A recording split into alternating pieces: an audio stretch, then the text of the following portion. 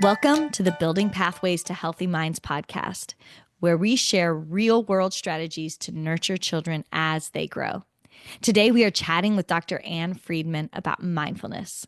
Dr. Friedman holds both a doctorate in counseling psychology and a doctor of jurisprudence from the University of Houston. She's been studying mindfulness since 2007, and she received a certification in mindfulness facilitation from UCLA. She's also certified as a cognitively based compassion trainer through Emory University and has done work with Dr. Oz's Health Corps and was a professor at the University of Houston. And I've had the privilege to work with Dr. Friedman on various ChildBuilders webinars, and I'm always blown away by her knowledge, life experience with mindfulness, and just her kind atmosphere. As she describes mindfulness, it is defined as paying attention to the present moment with a quality of attention that is non-judgmental, curious, and it's kind. But while that sounds easy and rather dreamy, it's so hard for most of us to be in the moment. So in this podcast, we will explore practical ways we can be mindful, such as paying attention with curiosity, talking to our kids about what they see in the world, listening to what our bodies are telling us, and finding the truth behind our thoughts, and a method called 5-4-3-2-1, and how to be perfectly imperfect. I learned so much and keep learning more every time I listen to this podcast. I hope you find it helpful too. I am so excited to have you on the podcast today, Dr. Friedman. I have had some work time with you before doing webinars, but every time you've been on, I've always wanted to hear more about your story. And unfortunately, we haven't had time, but today we do. So welcome. Well, I am so excited to be here, Priscilla. This is just a fabulous chance for me to share what has changed my life with others. I guess I just want to start by saying, will you kind of give us some background on you and your journey to find this beautiful thing called mindfulness? Yeah, so it's a story that is pretty humbling, frankly. And I am a psychologist. I was teaching at the University of Houston graduate school in the psychology. And in 2006, our house flooded when we were out of town. My mother started having brain seizures. I had a bad health checkup and had to have numerous biopsies. My husband was switching jobs. It was lots of things going on. Wow. And that year, I had 2 full-blown panic attacks. Wow. So I probably had low-grade anxiety all my life, a little bit, low grade. But my husband, when I had these panic attacks, was saying, "What is happening to you? I've never seen you like this. You know, what is going on? You got to get yourself together." And I said, "I'm having panic attacks." Interestingly enough, they can be genetic.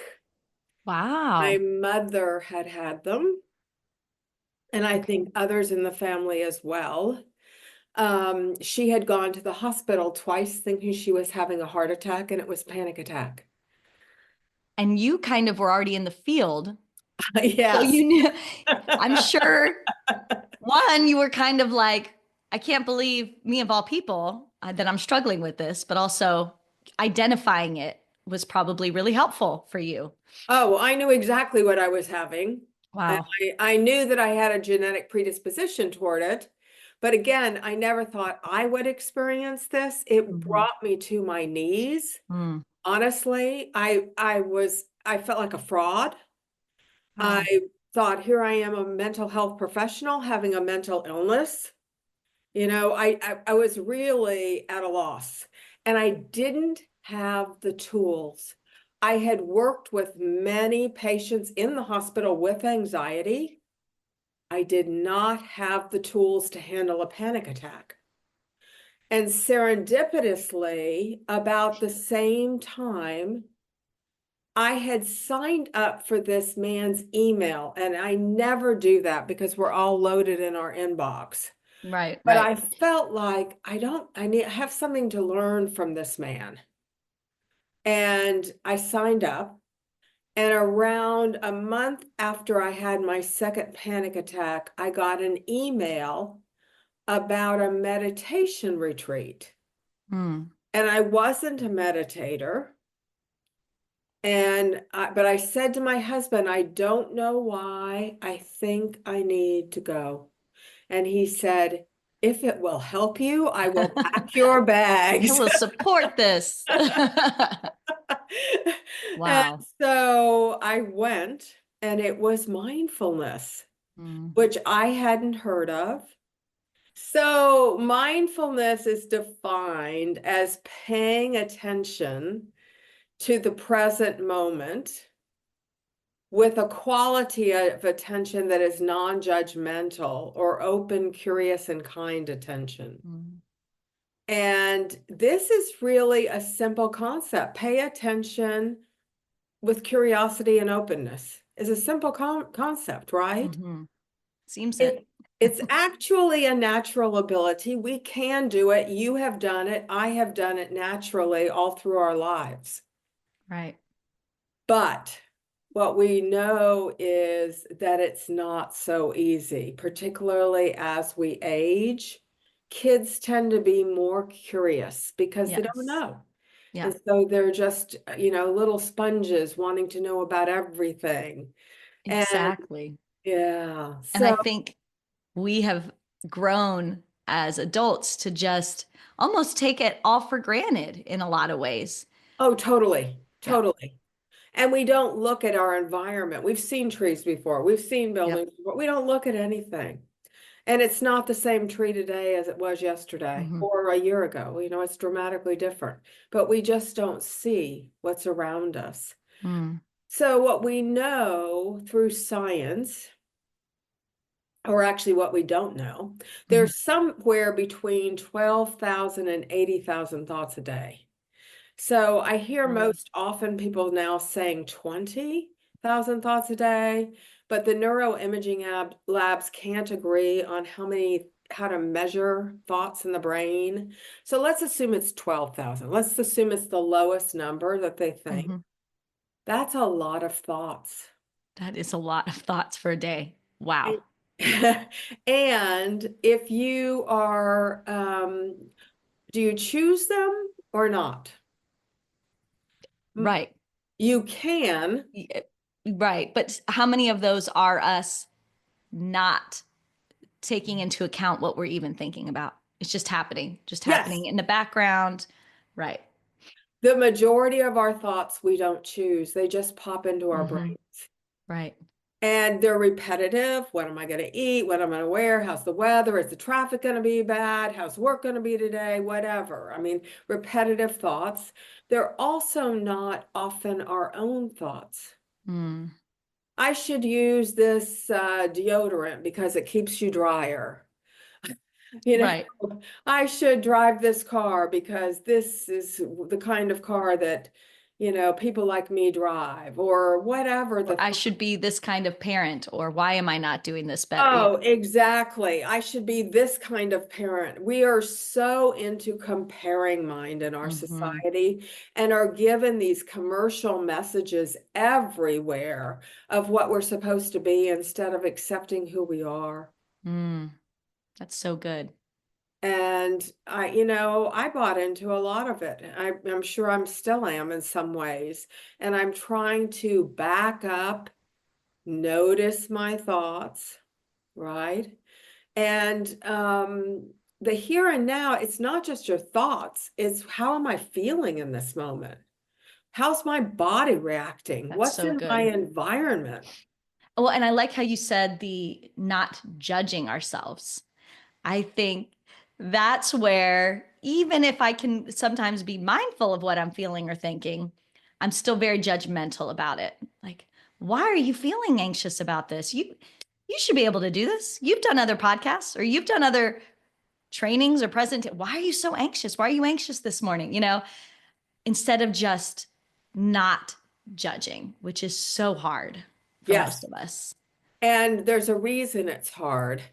Our brain is designed to judge. Mm, Our brain is designed to keep us safe. yeah. And so it's constantly on the lookout for any perceived danger.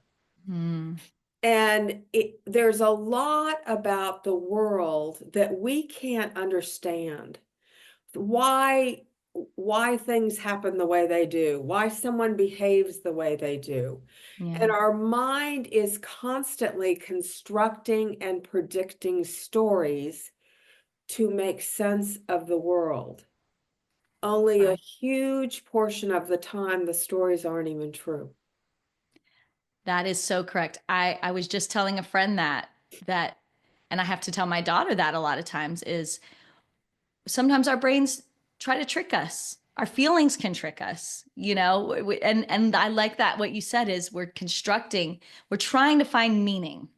And so Yes. we figure it out. However, our brains, with our past or, our experiences, what the truth is, which may not even be the real truth. So I was in a business one day, and a man told me two of the other guys didn't like him. And I said, "How can you know that?" And he said, "Well, they always talk to each other." Mm, And I said, "How do you know that they're just not really close and involved in a project together and they have a lot of common interest, but it's not anything about you, right?" So when the number one thing, for example, is if someone passes you in a hallway that is not, usually very friendly and then doesn't say hi, people think you're mad at me. like something happened. What did I do? What did Right. I do? And then they start ruminating and going through, I could have done this, or well, we talked yesterday and it was fine. And and you're sitting there driving yourself nuts. Well, maybe I was zoned out and didn't even see you, or maybe I just Mm, found out, my husband has cancer and I'm exactly. about to burst into tears and I just can't pull, I'm holding it together. We don't know why people do what they do, but the brain is trying to jump to conclusions and it makes distortions and biases all the time. So can just taking that as an example, if you found yourself walking through a situation where normally people would be talking to you or that exact thing happened to you and somebody didn't say something and automatically your brain starts going, did I do something? What's going on? What, as a mindful person, practicing mindfulness, what do you do in that moment to help? You observe your thoughts. So the one thing Okay. that humans have, we do not know if any of the animals have it, but humans do have metacognition. So we have the ability to notice what the thought was, to step Okay. back and think, okay, I just had a thought that this person doesn't like me, that this person, that I did this wrong, that, uh, it's going to be a horrible test. I'm going to fail this test, Yeah, kid. I can notice that thought and I can question it. So science also tells us that about 90 to 95% of all we worry about never happens. totally. It's always the what ifs Right. that who knows if it's even a big deal, but it's almost like it makes us feel better or we think it makes us feel better to worry and what if, what if, what if. Yes, because the brain is trying to examine all situations and prepare, right? Yes. But what happens is it's dragging us there. So in the middle of the night when we're trying to sleep, it's Hmm. dragging us there. And I'm going to fail this test tomorrow, mommy, or I can't sleep. My stomach hurts. Well, of course, Yeah. because the stress chemicals are coming down into the body and the stomach hurts. It's real. Mm, It's real. yes. And it's from stress of worrying that I'm going to fail this test. Like you have a crystal ball and you're just sure you're going to fail the test. Right. And in truth, we don't have crystal balls. And if you ask your child, has something else happened to you that you thought was going to be really bad and it wasn't? Yeah. And likely they can pull something up because we all can. Right. And it's not helpful. It's not helpful to sit there and just let the mind keep taking you, keep taking you. Yeah. So there are all sorts of mindfulness practices to work with our thoughts, to work with strong emotions. So in that situation where you say, first, I'm going to think about my thought, right? Yeah, So this person maybe ignored me. Okay. Oh man, I just had this thought that they don't like me, that I did something wrong. yeah. How do you take that into the truth of, well, maybe that's not what's really happening here? Yeah, first of all, I say, can I know it's true? Okay. Can I know it's true? Can I know there's not another reason why they weren't friendly today? Right. Okay. Can I know that they're upset with me? No, I didn't do anything that I can think of, right? Mm-hmm. And instead, what happens is the brain keeps dragging us back there. Yep. It won't let up. Yep. And and yet if we can back up and just notice, I can't know this. Mm-hmm. And it's interesting because we never think it's about the other person. So it would be Right. logical to go up and say, Steve, you're usually so friendly, and today you aren't. And I'm just wondering, are Yeah. Is things something okay with you? something going on? Is something Right. going on? So taking thoughts kind of and evaluating them and then finding out what is true in this situation, essentially. Yeah. Um, is there any other strategies that you find that just have transformed your daily kind of interactions? Yeah, so one of the ones I use pretty routinely is just like me. Mm, So whenever I'm irritated with someone else, I slap a label on them. mm, They're selfish. They're reckless, like they cut in line and they're reckless drivers, right? yeah. They're whatever. And then I say to myself, Anne, have you ever been reckless? Have you Right. ever been selfish? Have you Right. ever been thoughtless? And unfortunately, I can check all of those boxes. Right. Right. And that practice for me always helps me drop when I use it. I love that. I love that. Okay. So, one thing I am thinking as we're sitting here talking about this is these strategies and learning to do these things, it's going to take some time out of your day, right? Because I think so often for me, it's I don't ever want to think poorly of someone, but maybe it's just that I'm being lazy and I don't take the time to really go, what are my thoughts? Why am I feeling this? What is the truth? So, how do you speak to that in that? Is this just going to take more time out of your day? No, it Okay. doesn't take more time out of your day. So you're going to be doing whatever you're doing. You're driving a car, for example.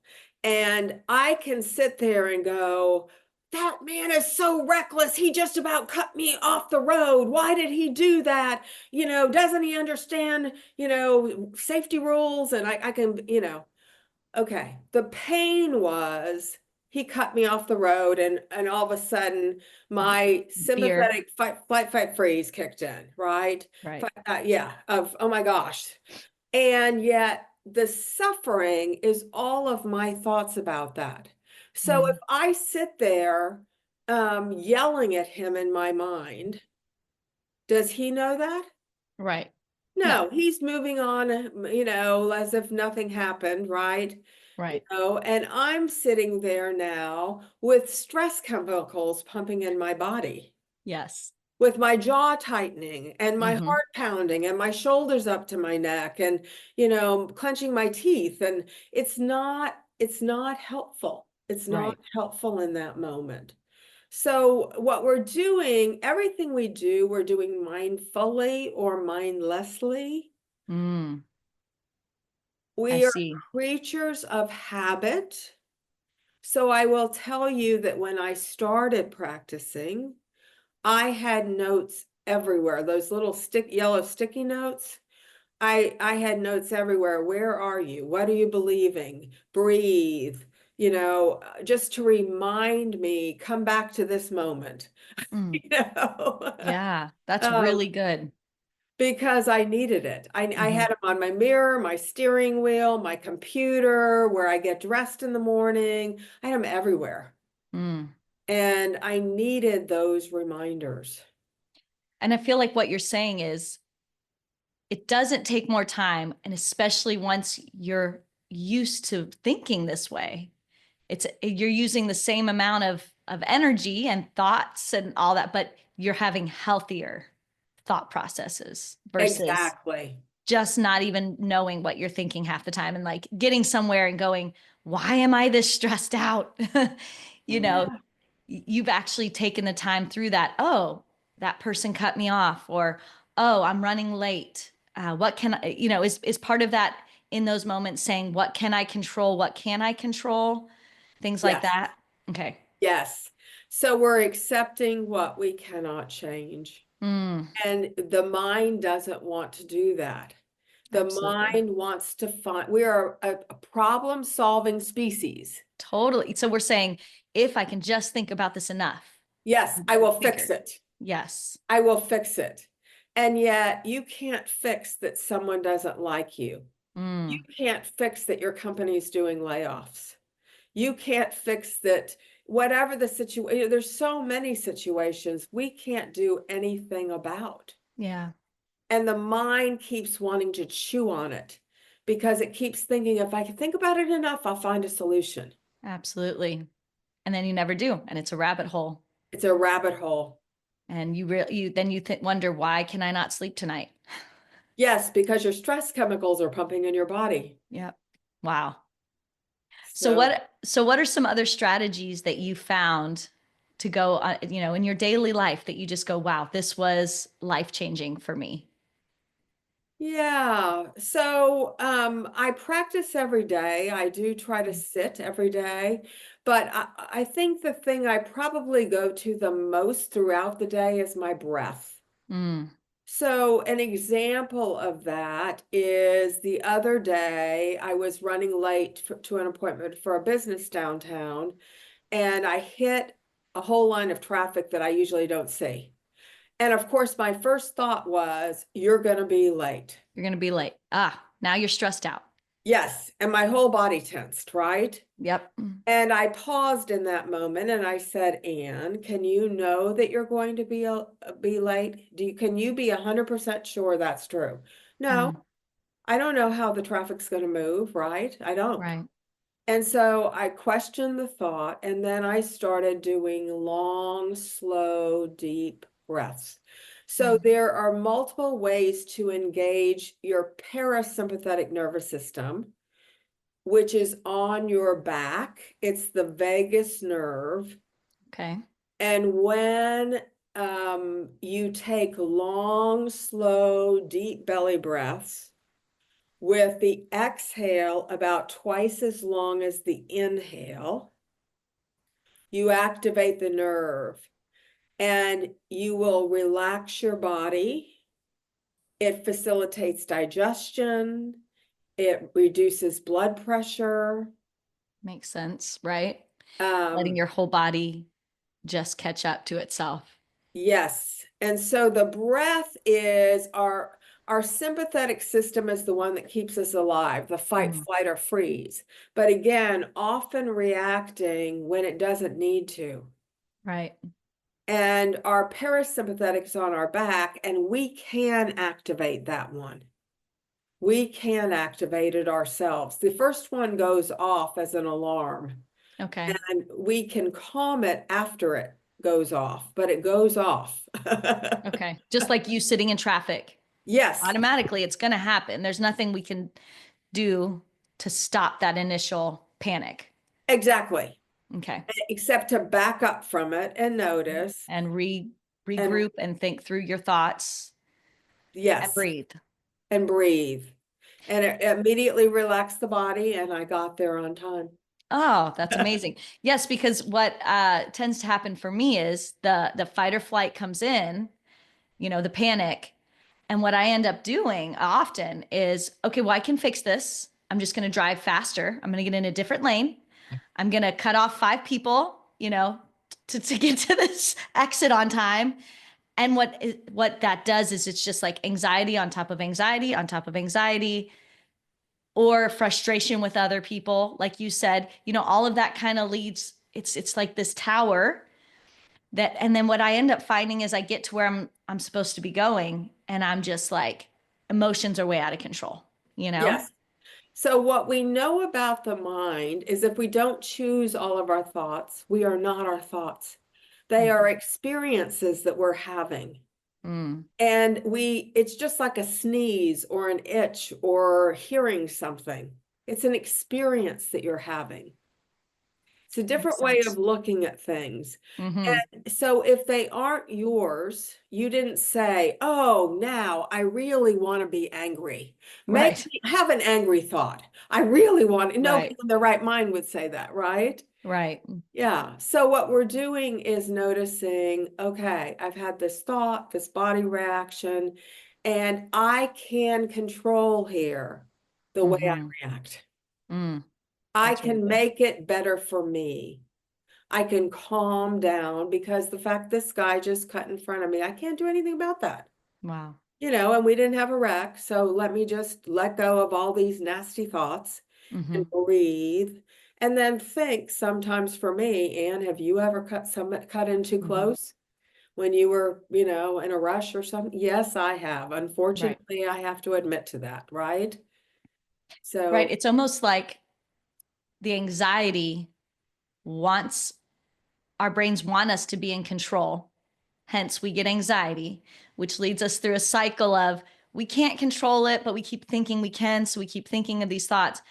But mindfulness almost seems like it's the answer to, yeah, that you almost can control this. yes, You're not fixing that your mom's not doing well. You're not fixing that you're having health issues or your child is having something going on that you can't fix, but you're fixing your reaction to that to where it doesn't become a cycle where that's controlling you. exactly. Mm, So one of my favorite people to listen to who talks about this, it's been practiced in America for over 40 years now. okay. And it started at UMass Med Center and has traveled through. The military uses it, corporations are using this, schools. But one of my favorite is a rapper named J. Cole. I Okay. don't know if you know any of his No, music, I'm gonna but check that out. he actually sings about mindfulness, and he's really been into it for years. But in one of his podcasts, he talks about how he realized, oh, there's a thought my mom told me. There's a thought I saw on YouTube. There's a thought that Mm, my thoughts are coming from other people, and I don't want to be a slave to those thoughts. mm, I want to decide what thoughts I want to focus on. that is so great. And that's what we're doing. We're making ourselves the master of the mind, where the Mm. mind isn't making us crazy all the time. I've certainly just listening to you over the years have started doing like the 5, 4, 3, 2, 1 method. I've done it with my daughter and done it when we're not having anxiety moments. Yeah. Just, hey, it's like you said, kids want to be curious. So let's go into that with them. Let's talk about. So it's 5 things you see, correct? Yes. Four And that you describing them. The and more you describe. describe them, that's the key. I love that. Describing what the picture is, describing how the light looks or the cup looks. And then 4 things that you can hear. And Okay. again, describing. So Okay. it's a I've never verb. done that with her as much. We say the things we hear, but I like that. So describing, taking even more time Yes. in the moment.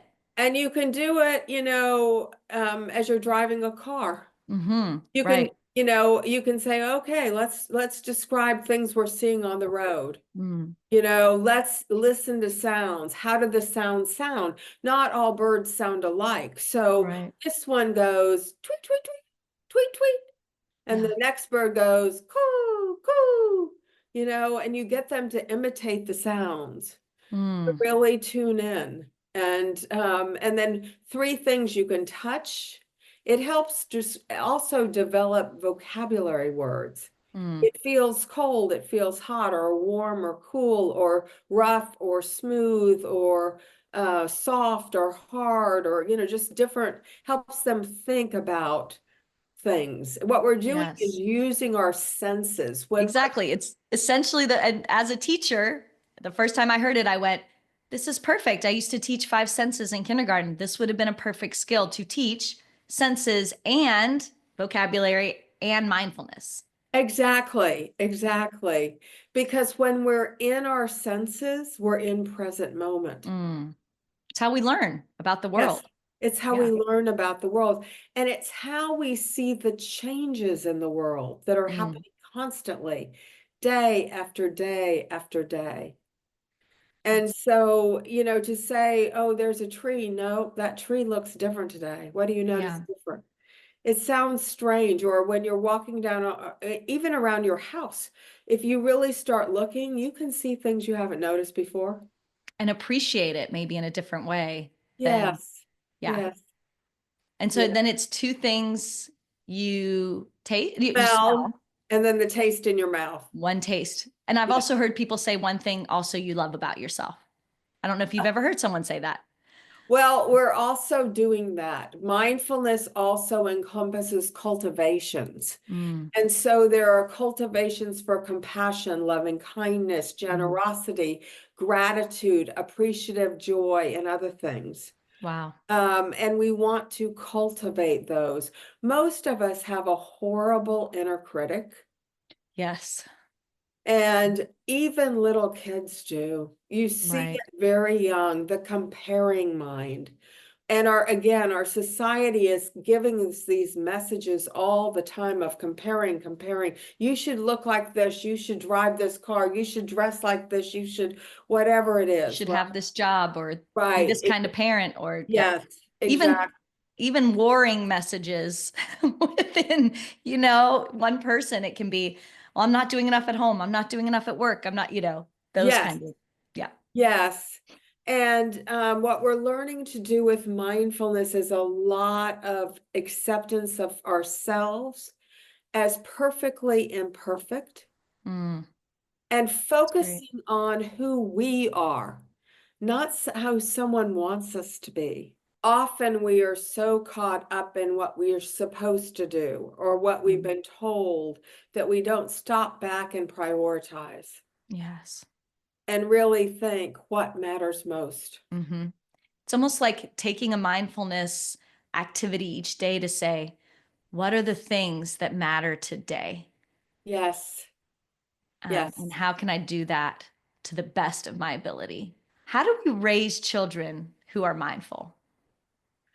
Well, what we model matters. So if we're glued to our telephones and Hmm. not listening, they're going to be glued to their telephones and not listening. Yeah, Right? What we model matters. It really does. That's how we learn how to be from what we observe, right?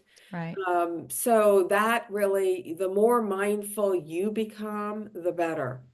Then the more you encourage curiosity. And I know kids can drive you crazy. There's a stage where they're like, why? Why? Why? Why? And you Right, want to say enough already. right. Don't say enough already. Curiosity is good. Yes, Most curious minds are the most successful people. And there's yes, so much to learn, so right. much to learn. So encouraging that, encouraging them to be aware of their surroundings. What are you seeing new today?